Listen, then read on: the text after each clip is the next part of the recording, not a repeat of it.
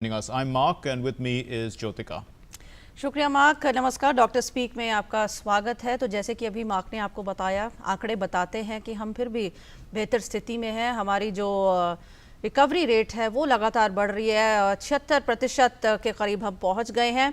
Doctor speak शनिवार और रविवार हम 1 घंटे आपके साथ जुड़ते हैं 2 से 3 बजे, और कोविड-19 से जुड़े तमाम सवाल, भ्रम भ्रांतियाँ आपकी जो भी हैं आप हमारे साथ शेयर कीजिए। हम आपको आपके सवालों को ले चलेंगे अपने एक्सपर्ट्स तक, अपने डॉक्टर्स के पास, और वो आपके सवालों का जवाब देंगे। नंबर्स आपकी स्क्रीन पर फ्लैश हो रहे हैं, फ़ोन उठाइए और हमें कॉल कीजिए। चलिए जल्दी से मैं अपने गेस्ट से आपका तारुफ करा देती हूँ। हमारे साथ आज हैं डॉक्टर अरविंद कुमार हैं, associate professor department of medicine AIIMS से। प्रोफेसर डॉक्टर अनूप कुमार हैं, HOD urology and renal transplant, Safdarjung hospital and बीएमएमसी।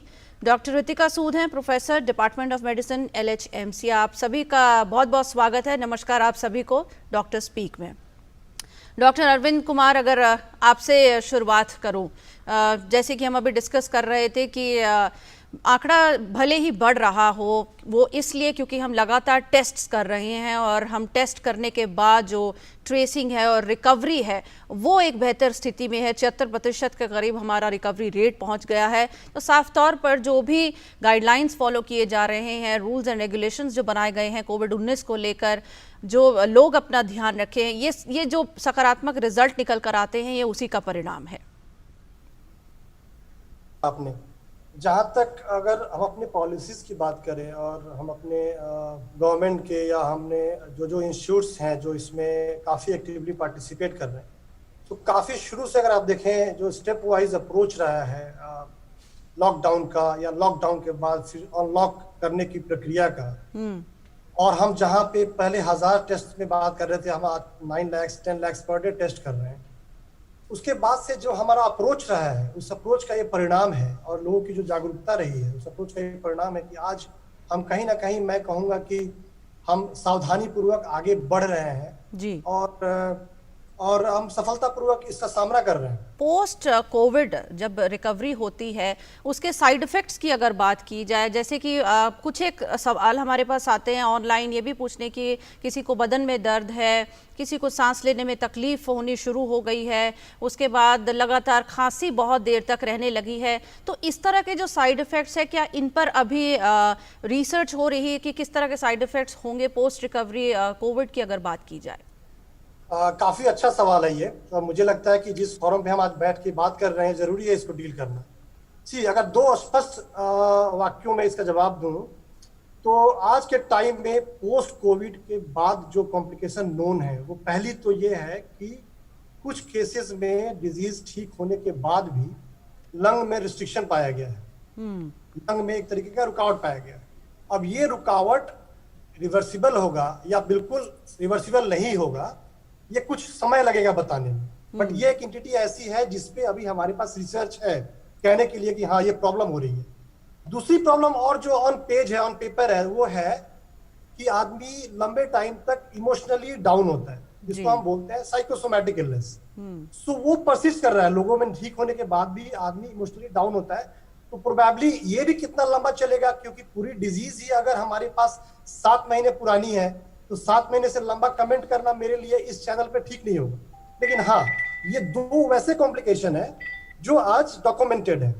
अब इसके अलावा जो और कॉम्प्लिकेशंस है, जैसे फॉर एग्जांपल किसी का टेस्ट जो है चेंज हुआ था लंबे टाइम के लिए, तो मैंने ये देखा है कि हमारे यहाँ जो डाटाज हैं, केसेस हैं, उसमें कुछ लोगों को 30 डेज में, कुछ को 90 डेज में वो धीरे धीरे सिम्टम्स रिवर्स हो जाती है। एक सवाल आपने बड़ा अच्छा पूछा कि जो फटीग हो रहा है, जो माइल्जिया हो रहा है, जो थकावट हो रही है लोगों में, जितने पेशेंट्स हम डिस्चार्ज कर रहे हैं, अगर आप मुझसे पूछो तो अधिकतम केसेस में ये समस्या है कि पेशेंट्स हमारे पास 1 महीने के बाद भी ये कंप्लेन करता है कि काफी फटीग होती है, काफी मलेज हो रहा है, और उसमें कुछ अगर हम इन्फ्लेमेटरी मार्कर्स करते हैं तो वो भी कभी कभी रेज्ड मिलता है। तो ये भी सिंड्रोम है जो इसको हम बोलेंगे कि पोस्ट वायरल इन्फ्लेमेटरी सिंड्रोम। ये कुछ टाइम तक परसिस्ट कर रहा है, लेकिन इसके कुछ बहुत गंभीर परिणाम नहीं हो रहे हैं। ये समय रहते रहते 2 महीने 3 महीने पे धीरे धीरे ये सिम्टम्स डाउन होके वेव ऑफ हो जा रहा है, खत्म हो जा रहा है। तो इसलिए इस 7 महीने के बाद मैं ये जरूर बोलूंगा कि 2 महीने जो मेजर सिम्टम्स बोले वो, और जो फटीग और माइल्जिया है उसको लंबा चल जरूर रहा है, लेकिन टैकेबल है, उसको हम टैकल कर सकते हैं, जी। वो मैनेजेबल है, तो उससे पेशेंट बाहर आ जा रहे हैं आराम जी से। जी। मुकेश कुमार दिल्ली से जुड़े हैं। गौरव जी स्वागत है, पूछिए अपना सवाल। नमस्कार मैम, मैं डॉक्टर अनूप जी से क्वेश्चन करना चाहता हूँ कि जो कोविड पेशेंट के टच में आने पे कितने टाइम में कोविड होने के चांस होते हैं? डॉक्टर अरविंद। क्या आपका सवाल ये है कि कोविड-19 के पेशेंट के टच में आप आते हैं तो ये आपको कितने दिन में कोविड होगा? देखिए, मैं तो इस क्वेश्चन के प्रीफेस में जो मैं आंसर देना चाहूँगा, मैं बार-बार और पहले भी हम स्ट्रेस करते रहे हैं, अगर आपने स्टैंडर्ड प्रिकॉशंस लिए हैं, अपने अपने मास्क पहनी हुई है, आप प्रॉपर हैंड हाइजीन करते हैं, आपने डिस्टेंसिंग मेंटेन की है, तो आपके चांसेस वैसे ही काफ़ी कम हो जाते हैं। तो this is something we have always told कि ये, मैं बोलूंगा ये करंट वैक्सीन है आज के टाइम में, अगर आप ये काम करते हैं। अब दूसरा जो पार्ट है आपका कि मान लीजिए कि आप क्लोज में आ जाते हैं, किसी कॉन्टेक्ट में आ जाते हैं, तो हम उसमें क्या करते हैं कि जो नॉर्मल पर्सन पॉजिटिव पेशेंट्स के कॉन्टेक्ट में आता है उसका रिस्क स्ट्रेटिफाई करते हैं कि वो कौन से कैटेगरी में फिट आते हैं, हाई रिस्क में, लो रिस्क में। जो आदमी लो रिस्क में है उसमें इन्फेक्शन होने के चांसेस बिल्कुल नहीं है, बिल्कुल कम है, और जो हाई रिस्क है उसमें संभावना है। अगर जब ये वायरस किसी के अंदर घुस गया, मान लीजिए कि प्रवेश पा जाता है, तब इन्फेक्शन होने से सिम्टम आने का जो पीरियड है वो 1 to 14 डेज है। मतलब कि वो आपका पहला सिम्टम आप 1 से 14 दिन के भीतर कभी भी शो कर सकते हैं। ये इंपॉर्टेंट बात है। उससे ज़्यादा इंपॉर्टेंट बात ये है समझना कि अगर कोई आदमी इन्फेक्टिव है और उसको सिम्टम नहीं है, तो सिम्टम के पहले भी इन्फेक्शन दे सकता है किसी और को। ये बहुत इंपॉर्टेंट बात है। तो मुझे लगता है कि स्पेसिफिकली मैंने आपको आंसर किया हुआ है कि अगर आपको वायरस आता है तो सिम्टम आपके 1 से 14 दिन के बीच में आ सकते हैं, और अगर आपने प्रिकॉशन लिया हुआ है तब आपको इन्फेक्शन होने की संभावना कम है, बिल्कुल ना के बराबर। Speaking about social distancing and maintaining all these norms as really the best vaccine, but people have the vaccine in mind, the real vaccine, and they are considering that when is this vaccine going to come? What would you think? Now there are of these vaccines. There's that Oxford vaccine which looks at which is not quite a COVID. What should I say, virus. It is some other virus which is genetically modified to produce spikes. Does that kind of vaccine prevent you? I mean, is it more, is it a better vaccine than, let's say the inactive COVID vaccine that is inactive COVID virus which is put into other vaccines? I mean, talking about the different virus candidates, the vaccine candidates. Yeah. So this question needs to be answered at this platform. Let me be. One thing is should be very clear to all our viewers here, that see, vaccine is not a kids kind of game. It takes time. The way we are evolving from, let's say, in last 7 months, it has its different phases from phase 1, 2, and 3. You have to see the safety, you have to see the efficacy, then you have to see certain side effect profiles which you can only see once they are launched in the market. So, what I want to say at this point of time, that it will take time. So it will take something around from 3 months to 1 year from now. So it has to be very clear. The only one weapon that we have in our hands is, what we call as social vaccination. That is, again, I am reiterating, your cough etiquettes, your distancing, your hand hygiene, your avoiding from mob places. These were things which would prevent you from infection. Vaccine is still not very soon to come, and we have to wait for it. I had recently reviewed the literatures. There are around 26 vaccines which are in our late pipelines. 6 of them are in phase 3. So even then, if you take, rely on that, it is going to take some more time, not less than 3 months. So we all have to wait for it. And who knows, even if the vaccine comes, how much protective it is. We have seen these things with MERS and the past viruses, that we have not been very successful in these kind of viruses. So I'm not here to really discourage or going to give no hope, but yes, at this point in time, we have to have some strong commitment towards what we say as, current vaccination or social vaccination. That is, again, 4 terms.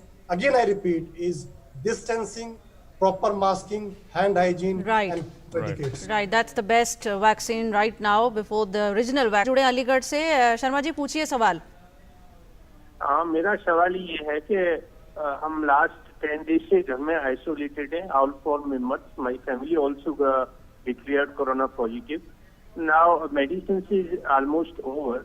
Now for how many days we have to be at home for further to come out of this epidemic?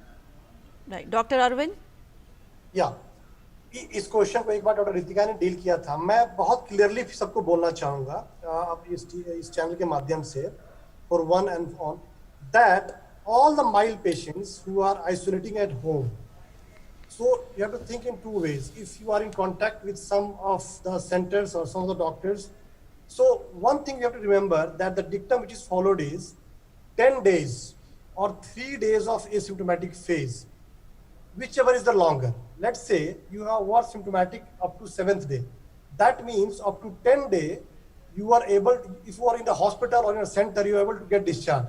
But plus 7 days is required for extended isolation. That means once you are symptomatic for COVID, 17 days is a time, minimum time for which you should be taking care of yourself in isolation.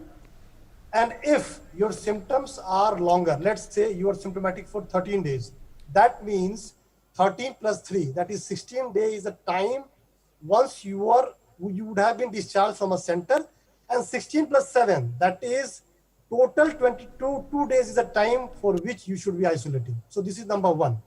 Now second part of your question Sharma ji was this कि आपके medicines खत्म हो गए, जो आपकी problem पहले से थी, जो आपकी दवाइयाँ पहले से चल रही थी, अगर आपको डायबिटीज था, हाइपरटेंशन था, उसको बिल्कुल नहीं छेड़ना है, वो वैसे का वैसे ही चलेगा। जरूरी ये है कि वो चलाने के लिए आप किसी भी डॉक्टर के कांटेक्ट में रहें। जहां तक माइल्ड पेशेंट्स में कोविड पेशेंट्स में ट्रीटमेंट का सवाल है, मैं बार बार और फिर से क्लियर करना चाहता हूं कि अगर हम राष्ट्रीय गाइडलाइन की बात करें तो आज के टाइम में भी जिन पेशेंट्स को माइल्ड कोविड डिजीज है और उनमें अगर रिस्क फैक्टर नहीं है, उसके बारे में बाद में आएंगे, लेकिन माइल्ड पेशेंट्स हैं और जिनमें रिस्क फैक्टर नहीं है, उनका आज के टाइम में बस एक ट्रीटमेंट है, वो है हाइड्रेशन एंड हाइड्रेशन। आप अपने आप को हाइड्रेट रखें, नॉर्मल स्लीप रखें, नॉर्मल अपना रेस्ट रखें, और इसके अलावा किसी भी अलग एक्स्ट्रा मेडिसिन के चक्कर में पड़ने की जरूरत नहीं है। हाँ, अगर पेशेंट्स माइल्ड पेशेंट्स हैं और उनको रिस्क फैक्टर्स हैं, तब ट्रीटमेंट स्लाइटली चेंज होता है हमारे राष्ट्रीय गाइडलाइन के हिसाब से। उस कंडीशन में हम कुछ दवाइयाँ उपयोग करते हैं, लेकिन मैं यहाँ ये बोलूंगा कि उन दवाइयों को उपयोग करने के लिए भी आप उस सेंटर के कांटेक्ट में आए जो कोविड मैनेज कर रहे हैं, और उनके कांटेक्ट में ये मेडिसिन लें। वो भी मुश्किल से एक मेडिसिन है, लेकिन माइल्ड पेशेंट्स में आज भी ना किसी ड्रग की ना किसी सप्लीमेंट की जरूरत है। उसका ट्रीटमेंट सिर्फ और सिर्फ सिम्प्टोमेटिक और हाइड्रेशन है। ये बात सबको क्लियर होना चाहिए, इसीलिए आप किसी और दवाइयों के चक्कर में ना पड़े, या फिर कोई आपको कोई सप्लीमेंट देता है तो आप उसको क्रॉस क्वेश्चन करें, क्योंकि नहीं है प्रमाण। सिंपल है कि प्रमाण नहीं है। हमारे राष्ट्रीय गाइडलाइन में जहाँ पे लोग बैठते हैं और सारे जो एविडेंस है प्रमाण को लेकर जो गाइडलाइंस बनाते हैं उसमें नहीं है, तो हमें भटकना नहीं है, हमें आपको मिसलीड नहीं करना है, ताकि हम बेस्ट से बेस्ट अपने को ट्रीटमेंट दे पाए। Right. Dr. Anup, आपके For some time because of the lack of activity, but we have in Delhi seen very high pollution levels in the past, which probably people didn't realize may have impacted their lungs, and they also probably didn't check their oxygen levels at that time. Now again the AQI levels are beginning to increase because traffic has increased and all that. So in this context, I mean, does it compromise your immunity to some extent in your fight against COVID? See, this is a dictum that anything which is not normal is going to compromise your normal homeostasis. Homeostasis is something that deals with your normal physiology. Normal physiology means normal immunity. So whatever we are meant for, and that is not provided, that means you are getting compromised. So if you ask me what was the message, strong message that you would take and I would take from COVID-19, I would say that this lockdown has shown us the path of moving towards cleanliness, clean air, clean environment, clean water, clean air, everything. So that means if we have learned this in last few months about this cleanliness, we should follow that, we should pursue that. and that will lead us to our holistic health. So mind it, if this were to answer in one line, yes, that means if you are, being cautious about this clean air, you are going to contribute towards your better immunity, beyond doubt. Right. Doctor साहब, एक और सवाल के साथ आपके पास आते हैं। पूछना चाह रहे हैं कि my grandfather was feeling unwell for last 8 to 9 days and yesterday he was admitted to hospital for being COVID positive. The symptoms were only shortness of breath. Should we consider it as a mild case or should we be worried? Very good question ma'am. See अगर किसी आदमी का saturation, baseline saturation जिसको हम बोलते हैं, खून में हवा का दबाव जो हम पल्स ऑक्सीमीटर से नाप लेते हैं, अगर पहले नॉर्मल था और अभी वो 94 के नीचे है, 94 के नीचे है, या मीन्स अगर सैचुरेशन ठीक है लेकिन सांस की जो गति है वो गति 24 है, अगर दोनों में से किसी भी कोई भी एक चीज है, या तो सांस की गति ज्यादा है या फिर सैचुरेशन 94 है, तो आप जो है माइल्ड केस नहीं है, आप फिर मॉडरेट केस है अगर वो पॉजिटिव है तो इनके फादर में अगर ये दोनों में से कोई भी एक चीज है वो तो मॉडरेट केस है। मॉडरेट का मतलब एज के साथ, चूंकि एज अपने आप में एक रिस्क फैक्टर है, एज के साथ he needs an indoor care, he should not be treated at home, definitely he should be inside an hospital. So that is the message. We have a caller. Sanjay ji, पूछिए अपना सवाल। Ma'am, मेरा question doctor से ये है कि मोटापे का और कोरोना का क्या संबंध है? हम जैसे मोटे लोगों को ज्यादा अफेक्ट करता है, क्या वैक्सीन का असर हमारे पे होगा या नहीं, जो ओवरवेट है? डॉक्टर अरविंद। संजय जी, अगर आपका क्वेश्चन बड़ा सीधा है, मेरा जवाब भी बड़ा सीधा होगा। अगर हमारे पास जो अभी शुरुआत के एविडेंसेस हैं और जो चीज ऑलरेडी प्रकाशित हो चुका है, उसके आधार पे ये मैं कह सकता हूं कि जो लोग मोटे हैं, जो लोग ओबीज हैं, जो लोग मेटाबॉलिक सिंड्रोम के हैं, उनमें कोविड का जो असर है, कोविड का जो एक्सटेंट है वो ज्यादा है कंपेयर टू जो नॉर्मल बीएमआई के लोग हैं, जो मोटे नहीं हैं, जिनको ओबेसिटी नहीं है। तो हाँ, बिल्कुल ध्यान देने की जरूरत है। अगर मोटे लोग होता है तो अपने आप वो gradually it is evolving as a risk factor for moderate to severe disease. So इसमें आप वही सावधानी लेंगे जो आप हायर रिस्क फैक्टर्स वाले में लेंगे, और उनको जल्दी से जल्दी जो है जो नजदीकी सेंटर है उस पर टर्न अप होना चाहिए। और मैं तो ये कहूँगा कि अगर आप बेसिक को स्टिक करते हैं तो आप सबसे सेफ हैं। अगर आपने जो हमारे करंट जो प्रिकॉशंस है, स्टैंडर्ड प्रिकॉशंस हैं, अगर आप उससे स्टिक कर रहे हैं तो आप बहुत सेफ हैं। राइट। हाँ, मोटापे में ये डिजीज जो है आपको परेशान कर सकता है। सर, एक और सवाल आया है ऑनलाइन, ये पूछना चाह रहे हैं कि उन्होंने कोई रिसर्च पढ़ी है जिसमें ये कहा गया है कि हर रोज 7 घंटे अगर आप लगातार 6 महीने तक मास्क पहनते हैं तो आपको एस्थमेटिक डिजीजेज हो सकती हैं, आपकी इम्यूनिटी लो हो सकती है। तो how the front line workers are coping up with such challenges? देखिए, ये अगर इन्होंने कहीं पढ़ा है, मुझे पढ़ना पड़ेगा, मैंने नहीं पढ़ा ये चीज, लेकिन हाँ, कहने का मतलब ये है कि जो हम मास्क पहनते हैं, अगर आप मुझसे ये पूछेंगे कि मास्क पहनने से प्रॉब्लम है, बिल्कुल प्रॉब्लम है। मैं लास्ट 4 महीने से मास्क पहन के कोविड वार्ड में ड्यूटी कर रहा हूँ, मैं बिल्कुल नॉर्मल हूँ, और मैं दिन के 5-6 घंटे मास्क पहनता हूँ, वो भी डबल मास्क पहनता हूँ। जब हम मास्क पहनते हैं उस टाइम में थोड़ा बियॉन्ड डाउट हमारा CO2 जो है कंसंट्रेशन उसके अराउंड बढ़ जाता है, हमें दिक्कत होती है। हम जब बाद में बाहर आते हैं थोड़ा कंजेस्टेड फेस हो जाता है हमारा, थोड़ा डायफोरेटिक हो जाते हैं, इसमें कोई दो राय नहीं है। लेकिन मास्क पहनने के साथ अगर आप जब ड्यूटी एरिया से बाहर आते हैं और कॉमन सेफ प्लेस में हैं, अपने रूम में हैं, फिर उसके बाद अपने आप को जब फ्री कर लेते हैं तो फिर we become to be normal. But लंबे टाइम तक क्या असर पड़ता है, मेरे पास इसका कोई प्रमाण नहीं है कि मैं इस पर कुछ कमेंट करूं, और ना ही मैं ऐसा किसी और कलीग्स ने कोई चीज प्रकाशित की है कि मास्क करने से ब्रोंकियल अस्थमा का या COPD का इंसिडेंस बढ़ जाता है। तो ऐसा कहना मेरे लिए अभी ये उचित नहीं है। जी सर, एक और सवाल है। राइट, अब ऑनलाइन आप सभी डॉक्टर्स के लिए सवाल नहीं है, बहुत सारी शुभकामनाएं हैं और एक बड़ा सैल्यूट है दर्शकों की ओर से कि आप लगातार इस स्थितियों में भी काम कर रहे हैं और पूरी सेवा भावना के साथ आगे बढ़ रहे हैं। हमारी ओर से भी आपको एक बड़ा सलाम। Doctor Arvind Kumar, doctor Anoop Kumar, doctor Ritika Sood, आप हमारे साथ जुड़े आज, आपने हमारे दर्शकों के सवालों का जवाब दिया, बहुत बहुत शुक्रिया आपका। And thank you all very much for watching this program. And we can see, that out of 10 lakh tests, only about 70,000 come positive.